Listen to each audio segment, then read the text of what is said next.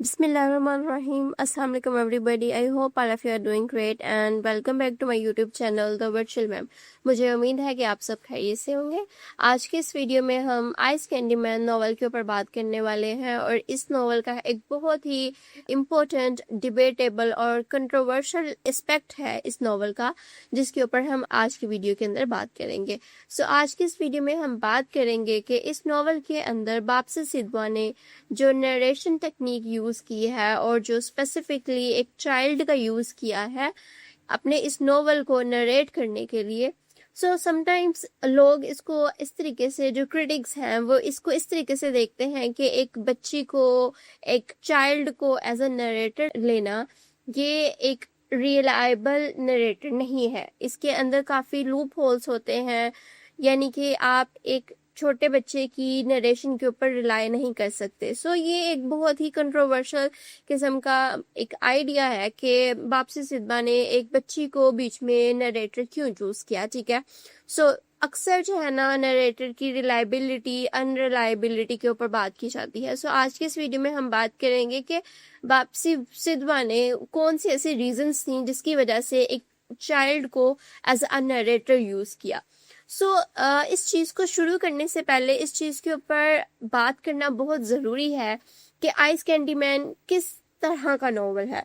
ये जो नॉवल है ये कोई आम स्टोरी नहीं है, यानी कि कोई अपना कोई पर्सनल नॉवल नहीं है या कोई ऐसे फिक्शनल नॉवल नहीं है, बल्कि एक बहुत ही पॉलिटिकल और एक सोशल और एक पार्टीशन के जो मेजर इशू है उस चीज के ऊपर ये नॉवल लिखा गया। कहीं ना कहीं ऑल्दो ये स्टोरी थोड़ी बहुत फिक्शनल है, यानी कि जो सारा उसमें नैरेटिव है और सारे कैरेक्टर्स हैं वो फिक्शनल है, बट इसका जो टॉपिक है, उसका जो मेन इवेंट है वो बहुत ही हिस्टोरिकल है और बहुत ही कंट्रोवर्शियल है। ठीक है, जब भी हम पार्टीशन की बात करते हैं तो हम उसके अंदर जितनी भी एट्रोसिटीज हुई होती हैं हम उन सब के ऊपर बात करते हैं कि किस तरीके से जो पार्टीशन है उसके अंदर लोगों के ऊपर जुल्म हुआ, लोगों के कत्ल किए गए। और स्पेसिफिकली जब हम फीमेल्स की बात करते हैं कि किस तरीके से पार्टीशन में जो फीमेल्स हैं वो डबल मार्जिनलाइज हुई, डबल प्रेस्ड हुई, यानी कि उनको ज्यादा एज कम्पेयर टू मैन उनको ज्यादा प्रॉब्लम्स फेस करना पड़ी। ठीक है, सबसे पहले तो एक जो पार्टीशन का जो एक वो सारा कायोस होता है, डिस्प्लेसमेंट होती है, सारा कुछ आप अपनी जान को खतरे में डाल रहे हो। ठीक है, आप अपने घर बार को छोड़ रहे हो, ये सारी चीजें आ जाती हैं जस्ट लाइक मैन।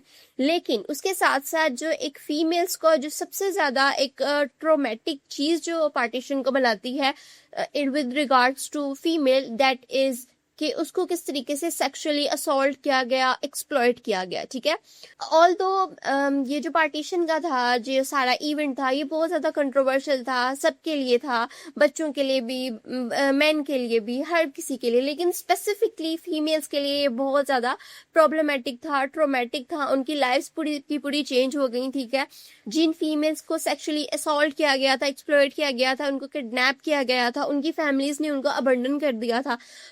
ये जो इशू है बहुत सेंसिटिव है। ठीक है, आइस कैंडी मैन इस पूरे नैरेटिव के ऊपर लिखा गया है, यानी कि ये एक पार्टीशन नॉवल है, एक हिस्टोरिकल नॉवल है। ठीक है, उसके अंदर सोशल एस्पेक्ट्स के ऊपर बात की गई है कि किस तरीके से फीमेल्स सेक्सुअली एक्सप्लॉइट हुई। उसके अलावा किस तरीके से जो पार्टीशन का इवेंट है उसमें जो पॉलिटिकल फिगर्स हैं उसका क्या रोल था, उनका ये जो पूरा आइडिया था कि हमें इंडिया और पाकिस्तान दो डिफरेंट कंट्रीज बनाने चाहिए, क्या वो सही था क्या नहीं था। इन सब चीजों के ऊपर इस नॉवल के अंदर बात की गई है। That is very controversial, debatable topic. ठीक है, और इसमें बहुत ज्यादा बाइसेस आ जाती हैं। ये जो टॉपिक है बहुत सेंसिटिव है। ठीक है, जब भी एक इस तरह का नॉवल लिखा जाता है तो जितनी भी कंट्रीज, जितने भी सेक्ट्स के लोग या रिलीजन्स के लोग इस चीज के अंदर, नैरेटिव के अंदर इन्वॉल्व होते हैं, तो उनकी तरफ से काफी ज्यादा ब्लैकलैश फेस करना पड़ता है।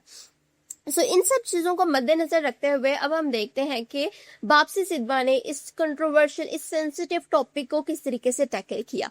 जैसे मैंने आप लोगों को बताया कि ये जो इट्सल्फ जो टॉपिक है, जो जिस चीज के ऊपर, जिस थीम के ऊपर ये नॉवल लिखा गया है वो बहुत सेंसिटिव है। इस चीज को टैकल करने के लिए एक बहुत ही मैं कहती हूँ कि बहुत अच्छी टेक्निक की जरूरत थी, जिसके थ्रू आप जो है ना इस पूरे इवेंट को प्रेजेंट कर सको। ठीक है। तो अब हम बात करते हैं कि वापसी सिद्धवा ने स्पेसिफिकली इसके अंदर एक बच्ची को क्यों यूज किया।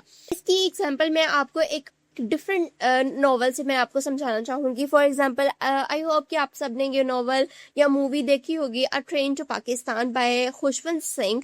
सो इस नॉवल के अंदर जो नरेटर है वो एक अडल्ट नरेटर है, ठीक है, और एक सिख पर्सपेक्टिव से लिखा गया है। सबसे पहले तो इसके अंदर जो जितनी भी नरेटिंग है या जितने भी पर्सपेक्टिव्स या पॉइंट ऑफ व्यूज दिए गए हैं वो सब अडल्ट पर्सपेक्टिव से हैं, यानी कि जो नरेटर है वो उसको इंटरप्रेट करके दे रहा है, ठीक है। जैसे कि एक अडल्ट आदमी या एक फीमेल या एक मेल होता है या एक पॉलिटिकल लीडर होता है, कोई भी होता है, ठीक है, जिस तरीके से वो एक्शंस को जिस तरह से वो इवेंट्स को परसीव करता है वो उस तरीके से प्रेजेंट किए गए हैं, ठीक है।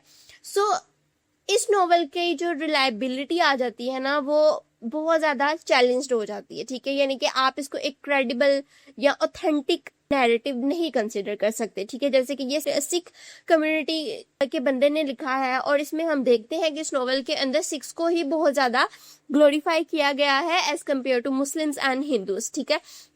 सो इस वजह से जो खुशवंत सिंह का जो नॉवल है अ ट्रेन टू पाकिस्तान, उसकी जो क्रेडिबिलिटी है और जो ऑथेंटिसिटी है वो बहुत ज्यादा चैलेंज की हुई है। क्यों? क्योंकि ये एक इस तरह का टॉपिक है कि जिसमें ये चीजें आती ही हैं कि आप बाइस्ड हो या ये सारा कुछ, ठीक है।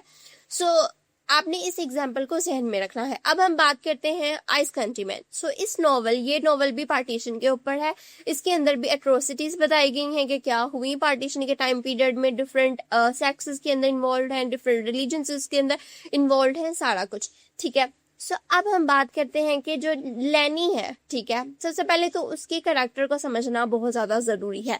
सबसे पहले तो वो एक पारसी कम्युनिटी से बिलोंग करती है, ना वो मुस्लिम है, ना वो हिंदू है, ना वो सिख है, जो कि मेजोरिटी रिलीजन्स थे सब कॉन्टिनेंट में, और जिसके बाद वो पार्टीशन और सारा एट्रोसिटीज हुई। सो जो लैनी है वो एक पारसी कम्युनिटी से बिलोंग करती है जो कि आटे में नमक के बराबर है, और वो बहुत ज्यादा वो न्यूट्रल है, ठीक है। उनका वो किसी के साथ कोई एफिलिएशन नहीं है, वो सबके साथ ही ठीक है, और यही चीज इस नॉवल के अंदर भी पोर्ट्रे की गई है। इसके अलावा अगर हम पारसी कम्युनिटी की हिस्टोरिकल लेगेसी है अगर हम उसको देखें, सो उसमें भी यही है कि जब ये जो पारसीज हैं ये जब पर्शिया से आए थे सब कॉन्टिनेंट में, और तब इन लोगों को सर्वाइवल के लिए स्पेस चाहिए थी। तो यहाँ के जो किंग्स थे, जितने भी लीडर्स थे, उन सब ने कहा था कि नहीं, हम आपको नहीं रख सकते यहाँ पे। तो तब उन्होंने ये कहा था कि हम दूध में चीनी की तरह काम करेंगे, यानी कि आपके मुल्क में हम सिर्फ मिठास पैदा करेंगे, हार्मनी पीस लेकर आएंगे, लेकिन हम नजर नहीं आएंगे, ठीक है। सो इस लेगेसी को लेकर चलते हुए, ठीक है, तो जो पारसी कम्युनिटी है वो आज भी अपना रोल इसी तरह से परफॉर्म करते हैं, और यही चीज हमें इस नॉवल के अंदर भी नजर आती है कि वो बहुत ज्यादा न्यूट्रल है। लैनी की जो मदर है वो भी सबको एक हेल्प करती है, ठीक है, यानी कि वो न्यूट्रली हर रिलीजन के साथ, लोगों के साथ वो अटैच्ड है। सबसे पहले तो ये पारसी कम्युनिटी, यानी कि जो उसका जो रिलीजन है वो उसको न्यूट्रल बनाता है, यानी कि उसके अंदर कोई भी बाइसेस नहीं आ सकते, ठीक है। उसके बाद वो फिजिकली क्रिपल्ड है, चल फिर नहीं सकती, ठीक है, वो व्हील चेयर के ऊपर रहती है, यानी कि वो फिजिकली चैलेंज्ड है। तो अब आप देखें कि एक नॉर्मली जो बच्चा होता है, अगर वो फिजिकली चैलेंज्ड ना होती तो वो इजीली रूम अराउंड करती, आगे पीछे जाने में उसको कोई प्रॉब्लम ना होता, उसकी जो मोबिलिटी है वो लिमिटेड ना होती, ठीक है। अब उसका वो एक ऐसी बच्ची है जो फिजिकली चाइल्ड है, जो दूसरों के ऊपर डिपेंड करती है कि उसको आगे पीछे लेकर चलो, ठीक है, और वो यूजुअली किसी बच्चों के साथ नहीं जाती, बल्कि वो बड़े बड़े लोगों के साथ जाती है। तो जैसे कि वो उसकी जो अपनी आया है उसके साथ ही मोस्टली होती है, या आइस कैंडीमैन के साथ होती है, ठीक है, या फिर एक और उनके घर सर्वेंट होता है उसके साथ उसके गांव में जाती है। तो हम देखते हैं कि उसका जो इंटरेक्शन है वो बच्चों के साथ नहीं होता बल्कि एडल्ट्स के साथ होता है, ठीक है। और मोस्ट ऑफ द टाइम हम अपनी सोसाइटी के अंदर भी ऐसे देखते हैं कि जो बड़े हैं, जब हमारे साथ कोई बच्चा होता है तो हम उसके ऊपर ध्यान नहीं देखते, हम कहते हैं कि ये क्या ही समझेगा, हम क्या कर रहे हैं, ठीक है। तो हम अक्सर इस तरह की बातें या इस तरह की चीजें करते हैं जो हमें लगता है कि बच्चों को समझ नहीं आती, लेकिन वो उसको नोटिस करते हैं, ऑब्जर्व करते हैं, बेशक वो उसको समझ नहीं पाते, ठीक है। सो इसी तरह से इस नॉवल के अंदर भी होता है कि जो लैनी है वो फिजिकली चैलेंज्ड है, वो डिपेंड करती है अपनी आया के ऊपर, और दूसरे अडल्ट लोगों के ऊपर, ताकि वो आगे पीछे मूव कर सके, ठीक है। और जब भी वो मूव करती है वो उन्हीं लोगों के साथ करती है और वो उनको ऑब्जर्व करती है, उनके इंटरेक्शन को ऑब्जर्व करती है कि वो किस तरीके से आपस में बात करते हैं, सारा कुछ।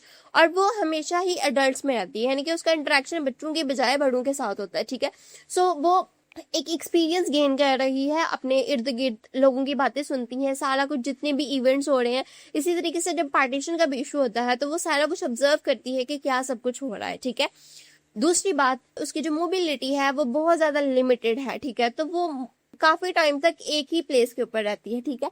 तो जब आप एक ही प्लेस के ऊपर रहते हो तो आप बहुत सी माइन्यूट चीजों को भी ऑब्जर्व करते हो, तो उसकी जो ऑब्जर्वेशन है वो बहुत ज्यादा पावरफुल हो जाती है। और यही हम चीज देखते हैं कि लैनी एक छोटी छोटी चीज को ऑब्जर्व करती है, ठीक है। अनलाइक अगर एक नॉर्मल चाइल्ड होगा तो वो कभी वहां भागेगा, कभी वहां भागेगा, ठीक है। अगर वो उसका इंटरेक्शन बड़ों के साथ भी होता है तो, लेकिन वो हो सकता है कि वो इतना फोकस ना करे। लेकिन लैनी के कैरेक्टर में हम देखते हैं कि वो माइन्यूटली हर चीजों को ऑब्जर्व करती है, ठीक है, उसके ऊपर अपना व्यू पॉइंट देती है, ठीक है। इसके बाद नेक्स्ट हम बात करते हैं कि एक बच्ची को ही क्यों यूज किया, ठीक है। सबसे पहले तो ये जो सारे एस्पेक्ट्स थे उसके कैरेक्टर के, वो एक पार्सली कम्युनिटी से थी, वो फिजिकली चैलेंज्ड थी, वो दूसरों के ऊपर डिपेंड करती थी, ठीक है। उसकी ऑब्जर्वेशन स्किल्स बहुत ज्यादा पावरफुल थी, ठीक है। उसके बाद जो है ना वो अडल्ट्स में रहती थी, उसका इंटरेक्शन ज्यादा अडल्ट्स के साथ होता था। ये सारी चीजें जो है ना एक बच्चे के अंदर हों, ठीक है। अब इस मैंने जैसे आप लोगों को बताया कि ये जो टॉपिक है, ये इट्सेल्फ जो टॉपिक है आइस कैंडी मैन, ये पार्टीशन के टॉपिक के ऊपर लिखा गया है और ये बहुत कंट्रोवर्शियल और डिबेटेबल टॉपिक है। इसके अंदर डिफरेंट कंट्रीज इन्वॉल्व होती हैं, डिफरेंट रिलीजन के एक्सेप्ट्स और रिलीजन्स इन्वॉल्व होते हैं। तो जब भी आप एक रिलीजन या किसी पर्टिकुलर कम्युनिटी के ऊपर बात करते हो तो आप उनको रिप्रेजेंट कर रहे होते, ठीक है। तो कभी भी अगर किसी नॉवल के अंदर आप किसी भी चीज को मिस रिप्रेजेंट करते हो तो बहुत ज्यादा ब्लैक क्लैश फेस करना पड़ता है, ठीक है। सो अब हम इस नॉवल के अंदर देखते हैं कि हम अगर लैनी की नरेशन को देखें और वो किस तरीके से इवेंट्स को इंटरप्रेट करती है, ठीक है। जैसे मैंने आप लोगों को पहले खुशवंत सिंह की एग्जाम्पल दी उसके नॉवल की अ ट्रेन टू पाकिस्तान, उसमें मैंने आप लोगों को बताया कि उसमें जो नैरेटिव है, जो उसमें पर्सपेक्टिव और चीजों को किस तरीके से, इवेंट्स को किस तरीके से इंटरप्रेट किया गया है, वो बहुत ही अडल्ट तरीके से किया गया है, ठीक है।